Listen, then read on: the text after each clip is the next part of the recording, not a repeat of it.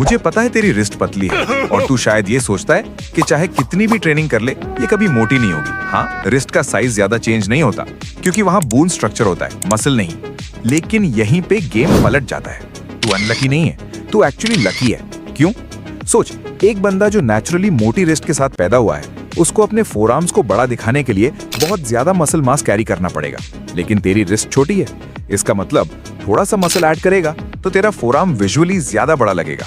मतलब तू faster aesthetic look achieve कर सकता है। अब मिरर वाला सीन इमेजिन कर। जिम में पंप आया हुआ है, बाइसेप्स टाइट लग रहे हैं, चेस्ट फुल लग रही है, लेकिन जैसे ही टी शर्ट पहनता है सडनली लगता है जैसे कभी लिफ्ट ही नहीं किया। प्रॉब्लम क्या है? फोरआर्म्स अंडर डेवलप्ड हैं। बाइसेप्स कवर हो जाते हैं, चेस्ट कवर हो जाती है, एब्स तो वैसे भी छुप जाते हैं, लेकिन फोरआर्म्स हमेशा विजिबल। इसीलिए फोरआर्म्स रियल चीट कोड है, बिल्कुल थिक नेक की तरह, इंस्टेंट स्ट्रेंथ सिग्नल। तो 20-25% बॉडी फैट में भी हो, अगर फोरआर्म्स ट्रेन्ड है तो वेन्स जल्दी पॉप करती हैं, और जब वेन्स दिखते हैं ना, पावर ऑटोमेटिकली फील होती है। एक स्ट्रॉन्ग हैंडशेक का इम्पैक्ट अलग ही होता है। अब सिर्फ एस्थेटिक्स की बात नहीं करते, परफॉर्मेंस की बात करते हैं। तो बैक डे पे है, पुलअप्स मार रहा है, रोज कर रहा है, फिर अचानक ग्रिप स्लिप होने लगती है, फोरआर्म्स जलने लगते हैं, बैक फेल होने से पहले सेट खत्म। मतलब तेरी ग्रोथ रुक रही है सिर्फ इसीलिए क्योंकि फोरआर्म्स वीक हैं। Strong forearms equals strong grip, strong grip equals ज्यादा control equals better overload equals ज्यादा muscle growth. Dead lift, rows, pullups सब इंप्रूव हो जाते हैं जब ग्रिप एक्चुअली वेट हैंडल कर सके। अब तीसरा इशू, एल्बो पिजन, कर्ल्स करते वक्त शार्प स्टिंग, बेंच प्रेस में एल्बो टाइटनेस। अक्सर रीजन होता है इम्बैलेंस, रिस्ट फ्लेक्सर्स वीक या रिस्ट एक्सटेंसर्स वीक। जब तू फोरआर्म्स प्रॉपर्ली ट्रेन करता है, धीरे धीरे ये इम्बैलेंस बैलेंस होता है, एल्बो स्टेबल होते हैं, पेन कम होता है। अब थोड़ा स्ट्रक्चर समझ ले। फोरआर्म एक सिंगल मसल नहीं है, ये मल्टीपल मसल्स का ग्रुप है। सबसे इंपॉर्टेंट एस्थेटिक मसल ब्रेकियोरेडियालिस, ये एल्बो के पास ऊपर वाली थिक मसल होती है।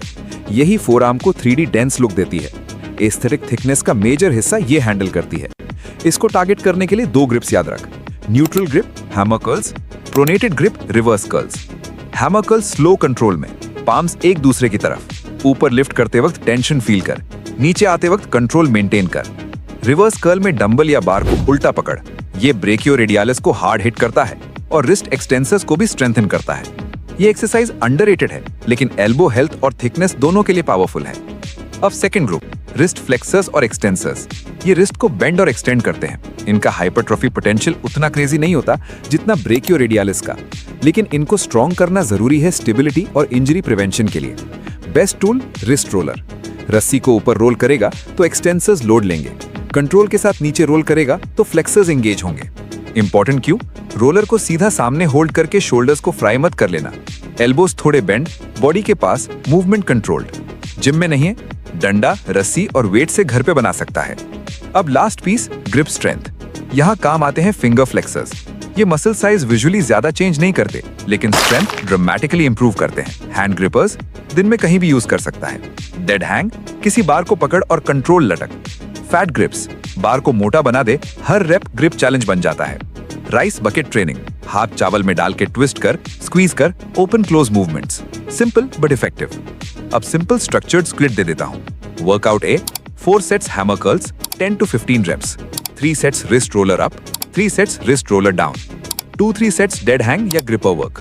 वर्कआउट बी में हैमर कर्ल्स की जगह रिवर्स कर्ल्स, बाकी स्ट्रक्चर सेम। बिगिनर हो तो वीक में 2 बार, रिकवरी स्ट्रॉन्ग हो जाए तो 3 से 4 बार।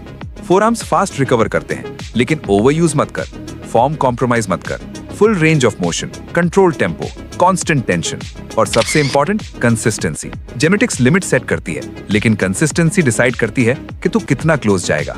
कुछ हफ्तों बाद जब तू स्लीव्स रोल करेगा, लोग सिर्फ बाइसेप्स नहीं देखेंगे, उनको फोरआर्म्स दिखेंगे, ग्रिप फील होगा, प्रेजेंस फील होगी, और तब तुझे समझ आएगा रियल स्ट्रेंथ सिर्फ दिखने में नहीं, कंट्रोल में होती है।